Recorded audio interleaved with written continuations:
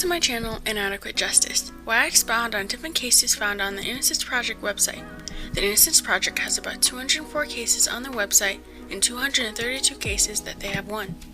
The first case I'm going to do is about a man named Paul House. He was convicted of first-degree murder and sentenced to death in the state of Tennessee.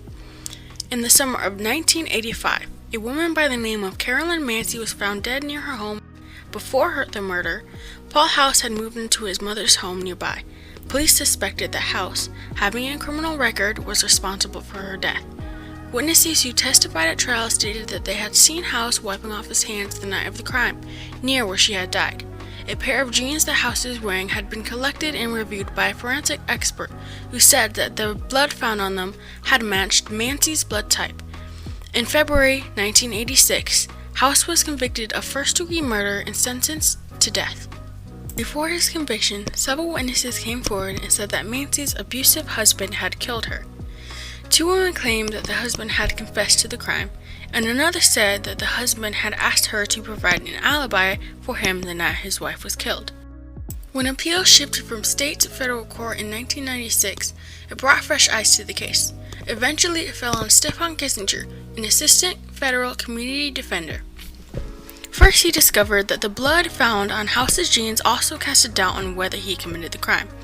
A former Tennessee state medical examiner said that the blood on the jeans showed decay, which, from what he found, is consistent with the blood taken at Mancy's autopsy and transported in vials without refrigeration. The decay would not be expected to be found on blood that came in direct contact with House's pants while the victim was still alive.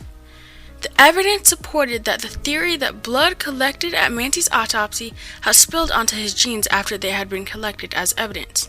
Supposedly, the blood vials were not sealed and driven 10 hours to the FBI lab. A significant amount of blood from the autopsy vials were missing when they arrived at the lab. Still, federal appeals went nowhere until Kissinger appealed to the U.S. Supreme Court. The court ruled that no reasonable jury would have found Paul House guilty had they seen all the evidence in the case. They ordered lower courts to consider a new trial. When that finally happened, he was given a $100,000 bond. On July 2, 2008, thanks to an anonymous donor, he was released from prison and went home for the first time in 22 years. On May 12, 2009, all charges were dropped against Paul House. As of 2014, Paul House has returned home but is unable to walk. He now relies on his mother for all his care. The alternative perpetrator was never identified for Carolyn Mancy's death.